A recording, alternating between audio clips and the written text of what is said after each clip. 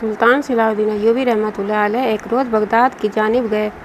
وہاں پر موجود ان کے کچھ عزیز ساتھی کسی مصیبت میں آ گئے تھے، جس کی وجہ سے سلطان خود براہ راست ان کی مدد کے لیے وہاں پہنچ گئے تھے۔ وہاں کے معاملات طے کر کے وہ جیسے ہی بغداد سے محل کی جانب لوٹے، راستے میں ان کا گزر ایک ہندو گاؤں سے ہوا۔ وہاں پر بے شمار ہندو آباد تھے۔ یہاں پر ان کو ڈھونڈنے سے بھی بہت مشکل سے مسلمان ملتے تھے۔ ان کا دل بہت عجیب سی گھٹن کا شکار ہو رہا تھا۔ انہوں نے چاروں جانب نگاہیں گھما کر اس گاؤں کو دیکھا اور ہمیشہ سے ہی ایک سچے مسلمان رہے تھے۔ ان کا ایک ایمان تھا، اللہ پر یقین رکھنا اور حضرت محمد مصطفیٰ صلی اللہ علیہ وآلہ وسلم کو آخری رسول اور نبی ماننا۔ ان کا یہ خواب تھا کہ اس دنیا پر صرف اور صرف مسلمانوں کی حکومت ہو اور اس دنیا میں صرف مسلمان ہی رہیں، لیکن ایسا تو ناممکن تھا۔ انہوں نے آس بھری نگاہوں سے پورے گاؤں کو دیکھا کہ کاش یہ گاؤں مسلمان ہو جائے۔ دل میں حسرت لیے انہوں نے اپنے دل کو قابو میں کیا اور واپس محل کی طرف روانہ ہونے لگے، لیکن اس سے پہلے کہ ایک سفید لباس میں خود کو ڈھانپے ہوئے ایک لڑکی ان کے گھوڑے کے بالکل سامنے آ گئی تھی۔ سلطان صلاح الدین ایوبی رحمۃ اللہ علیہ نے بروقت اپنے گھوڑے کو روکا تھا۔ اگر وہ نہیں روکتے تو یقیناً اس لڑکی کو نقصان پہنچ جاتا۔ ان کے ساتھ ان کے سپاہیوں میں سے 5 سپاہی بھی موجود تھے اور ان کا خاص وزیر بھی ان کے ساتھ تھا۔ سلطان اپنے گھوڑے سے نیچے اترے اور قدم بہ قدم چل کر اس لڑکی کے پاس آ گئے۔ وہ لڑکی ایسا محسوس ہوتا تھا جیسے کوئی پر نور فرشتہ ہو۔ اس کا لباس بالکل صاف ستھرا تھا، اس کی بڑی بڑی آنکھیں اس کے نقاب کے ہالے سے جھلک رہی تھی۔ سلطان صلاح الدین ایوبی رحمۃ اللہ علیہ کو وہ لڑکی بہت نیک لگی۔ اس کے پاس جا کر ان کو وہ لڑکی کوئی معمولی لڑکی نہیں لگی بلکہ ایک پر نور روشنی لگی۔ انہوں نے اپنے قدم اس لڑکی سے چند قدم پہلے ہی روک لیے اور اپنی آنکھیں جھکا کر اس لڑکی سے پوچھنے لگے، یہ کیا طریقہ ہے کسی کے گھوڑے کے سامنے آنے کا؟ ان کا لہجہ نہایت نرم تھا۔ اس لڑکی کی آنکھوں میں آنسو تھے۔ وہ بھیگی ہوئی آواز میں کہنے لگی، سلطان معظم، میں دکھیاری ہوں، میرا کوئی قصور نہیں ہے، میری زندگی یہاں کے ظالم پنڈت نے برباد کر دی ہے۔ اس کی آواز میں اتنا دکھ کا عنصر تھا کہ سلطان صلاح الدین ایوبی رحمۃ اللہ علیہ نے بے ساختہ سر اٹھا کر اس لڑکی کی جانب دیکھا تھا، جس کی آنکھوں سے آنسو جھلک کر اس کے نقاب کو بھگو رہے تھے۔ سلطان صلاح الدین ایوبی رحمۃ اللہ علیہ پریشان ہو گئے تھے کیونکہ یہ لڑکی بہت پریشان لگی تھی۔ انہوں نے کہا، کون ہو تم؟ کیا ہوا تمہارے ساتھ اور کس نے کیا ہے؟ ہمیں بتاؤ، ہم تمہیں انصاف دلائیں گے۔ وہ لڑکی کہنے لگی، سلطان معظم، میرا نام رخسار بنت عثمان ہے، میں اپنے ماں باپ کی اکلوتی اولاد ہوں۔ ہم لوگ اس گاؤں میں برسوں سے رہ رہے ہیں۔ ہم لوگ پردے دار لوگ ہیں۔ ہم اپنے گھر کے اندر زیادہ رہنا پسند کرتے ہیں۔ میں سیدزادی بھی ہوں، لیکن میرے ساتھ بہت برا ہو چکا ہے۔ سلطان نے جب یہ بات سنی کہ وہ سیدزادی ہے، وہ بہت متاثر ہوئے اور کہنے لگے، آؤ ہم لوگ کہیں بیٹھ کر بات کرتے ہیں اور میں تمہاری بات سن لیتا ہوں۔ تمہیں پریشان ہونے کی ضرورت نہیں ہے۔ تمہارا جو بھی مجرم ہے، میں تمہارے ساتھ جو بھی ہوا ہے، یقین جانو ہم اس کو بہت بری سزا دیں گے۔ سلطان صلاح الدین ایوبی رحمۃ اللہ علیہ کا مان بھرا لہجہ سن کر وہ لڑکی مزید روئی اور سلطان کے پیچھے پیچھے چلنے لگی۔ سلطان صلاح الدین ایوبی رحمۃ اللہ علیہ ایک کنویں کے پاس جا کر بیٹھ گئے تھے۔ وہ لڑکی بھی ان سے کافی فاصلے پر بیٹھ گئی۔ ان کے سپاہی اور ان کے وزیر ان کی حفاظت کے لیے آگے پیچھے کھڑے ہو گئے۔ سلطان صلاح الدین ایوبی رحمۃ اللہ علیہ نے اس لڑکی کی جانب دیکھا اور اس کو بولنے کا اشارہ کیا۔ وہ لڑکی کہنے لگی، سلطان معظم، ایک روز ایک پنڈت ہمارے گھر کی دہلیز پر آیا تھا۔ ہم لوگ دروازے پر آیا ہوا کوئی بھی مہمان ہو، اس کو تکلیف دے کر دہلیز سے نہیں بھیجتے، اور وہ پنڈت زور زور سے رو رہا تھا اور کہہ رہا تھا کہ مجھے تمہارے سر کے 3 بال چاہیے۔ میری ماں نے اس کو بھیجنا چاہا کیونکہ وہ میرے لیے نامحرم تھا۔ میں کسی صورت بھی اس کو اپنے بال نہیں دے سکتی تھی، لیکن وہ ہماری دہلیز پر گر گیا اور منتیں کرنے لگا کہ مجھے اس لڑکی کے 3 سر کے بال چاہیے۔ وہ اس دوراہے پر آ کر کھڑا ہو گیا تھا کہ اگر میں اس کو اپنے سر کے 3 بال نہیں دیتی تو وہ اپنے آپ کو وہیں ختم کر دیتا۔ اس وجہ سے میری ماں کو اس آدمی پر ترس آ گیا اور میرے سر کے 3 بال اس کو دے دیے۔ وہ میرے 3 بال لے کر بہت خوش ہو گیا اور چلا گیا۔ میں اس آدمی کو جب تک اپنی دہلیز پر کھڑی ہو کر دیکھتی رہی تھی جب تک وہ میری آنکھوں سے اوجھل نہیں ہو گیا تھا۔ اس کے جانے کے بعد میرا دل ایک عجیب سی کیفیت کا شکار تھا۔ رات کے پہر جب ہم لوگ اپنے گھروں کے کھڑکی اور دروازے بند کر کے سو گئے تو رات کے آدھی پہر میری آنکھ کھلی تو مجھے بالکل ہوش نہیں تھا کہ میں کیا کر رہی ہوں۔ میرے سر پر حجاب نہیں تھا، میرے جسم پر دوپٹے کا ایک ٹکڑا نہیں تھا۔ میں بنا اپنے ماں باپ کی پرواہ کیے بغیر اپنے گھر کا دروازہ کھول کر ننگے پاؤں اپنے گھر سے نکل گئی مجھے کچھ علم نہیں تھا کہ میں کہاں جا رہی ہوں۔ یہ سب چیزیں مجھے صبح اٹھنے کے بعد یاد آئی تھی کہ میں اپنی زندگی میں کیا کر چکی ہوں، لیکن اس وقت ایسا محسوس ہوتا تھا جیسے مجھے کسی نے اپنے قابو میں کیا ہوا ہو۔ میں سیدھا چلتی ہوئی اس پنڈت کے پاس پہنچ گئی اور جا کر اس پنڈت کی گود میں سر رکھ کر لیٹ گئی۔ اس کے بعد مجھے یاد نہیں کہ اس پنڈت نے میرے ساتھ کیا کیا تھا، لیکن سلطان معظم، میں نے کبھی بھی ایسا کام نہیں کیا جس کی وجہ سے میرے ماں باپ کو تکلیف ہو یا ان کو عزت پر کوئی آنچ آئے۔ ہم لوگ سید ہیں، ہم لوگ اپنے پردے کا بے انتہا خیال رکھتے ہیں۔ میں مر تو سکتی ہوں لیکن ایسا کام نہیں کر سکتی تھی، لیکن مجھے یقین نہیں آتا کہ میں ایسا کام کر چکی ہوں۔ صبح کے پہر جب میری آنکھ کھلی تو میں ہمارے گاؤں کی ندی کے کنارے پڑی ہوئی تھی۔ وہ تو اللہ کا لاکھ لاکھ شکر تھا کہ اس وقت گاؤں کا کوئی بھی فرد اپنے گھر سے باہر نہیں نکلا تھا، نہیں تو مجھے بہت لوگ بے پردہ دیکھ لیتے۔ میں فوراً ہی گھر کی جانب بھاگی۔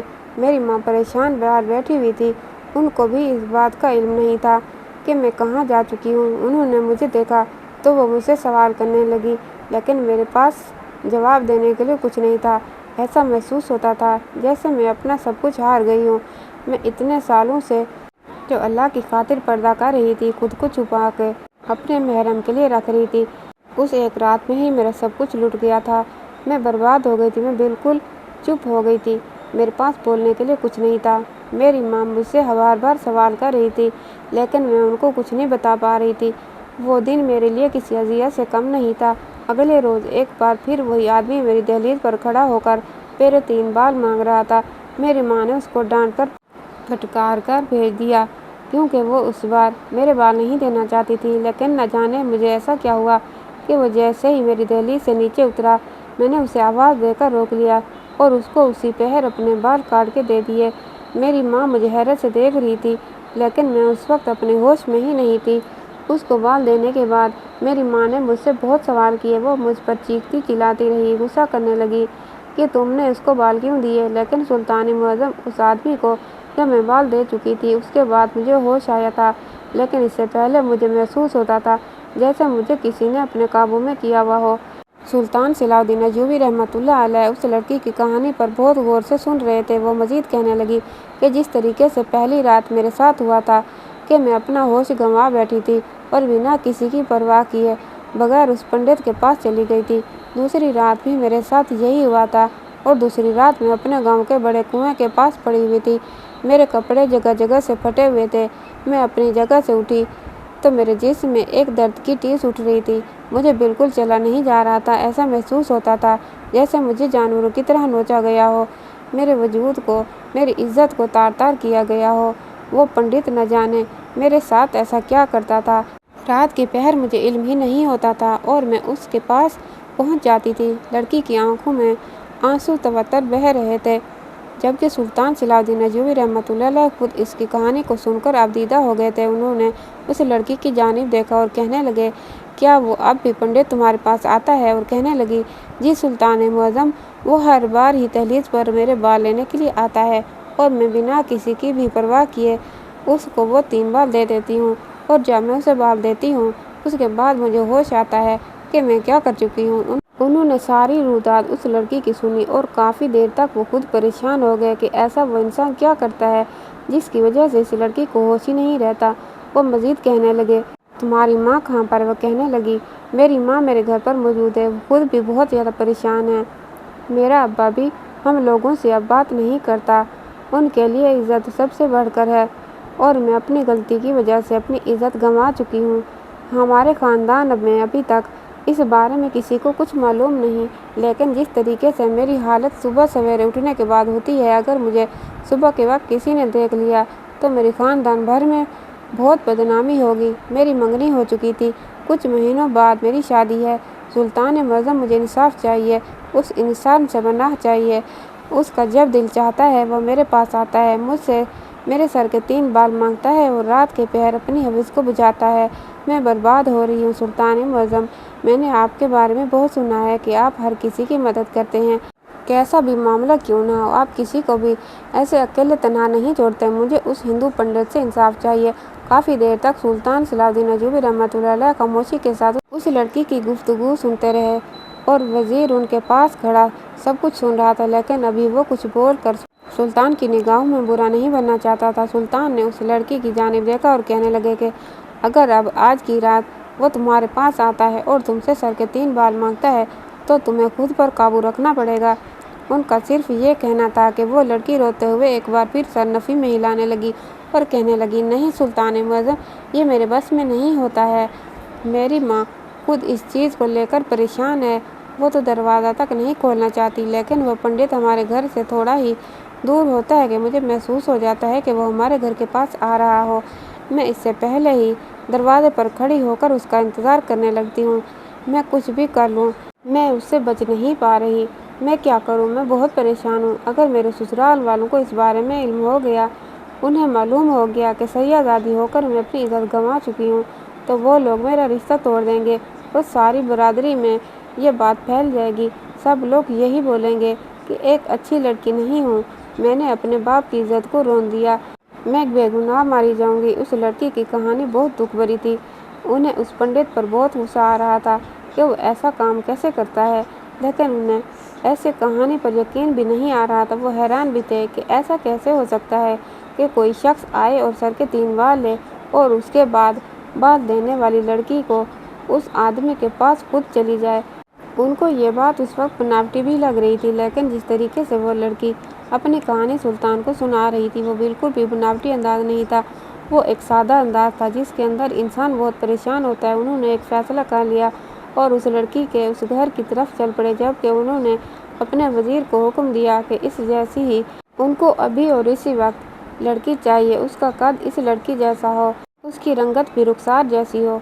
सुल्तान के हुक्म के आगे वो फ़ौरन ही सर झुका गई और ऐसी लड़की तलाश करने के लिए निकल पड़े, जबकि सुल्तान सलाउद्दीन अय्यूबी रहमतुल्लाह अलैह पैदल ही उस लड़की के घर की जानिब चल पड़े थे। वो उस लड़की से बहुत बातें कर रहे थे, लेकिन वो खामोशी से सर झुकाकर उनको जवाब दिए जा रही थी। उनको उस लड़की से बेपनाह अपनायत सी महसूस हो रही थी। एक तो वो उस पूरे गांव को मुसलमान करना चाहते थे और ऐन उस वक्त उन्हें एक मुसलमान टकरा गया था, और वो भी एक सैयदादी। उनका दिल उस लड़की की जानिब से बहुत खुश था, लेकिन उसके साथ हुई अज़ियतनाक कहानी की वजह से वो अपनी खुशी बयान नहीं कर सकते थे। सुल्तान सलाउद्दीन अय्यूबी रहमतुल्लाह अलैह उस लड़की के घर के पास आ गए थे। वो घर बहुत छोटा सा था, छोटा सा बरामदा, छोटा किचन और एक कमरे पर मुश्तमिल वो घर उनकी पूरी कुल कायनात था। सुल्तान सलाउद्दीन अय्यूबी रहमतुल्लाह अलैह काफ़ी देर तक उस घर के अंदर बैठे रहे और उसकी माँ से गुफ्तगू करते रहे और उस पंडित के बारे में सारी जानकारी लेते रहे। थोड़ी देर बाद उस लड़की का बाप आ गया था और सुल्तान को वहाँ देखकर ठिठक गया था, लेकिन जल्दी अपनी हैरत पर काबू पाकर उसने दरियाफ्त किया तो सुल्तान ने उस आदमी को बहुत तरीके के साथ अपनी बात समझाई थी।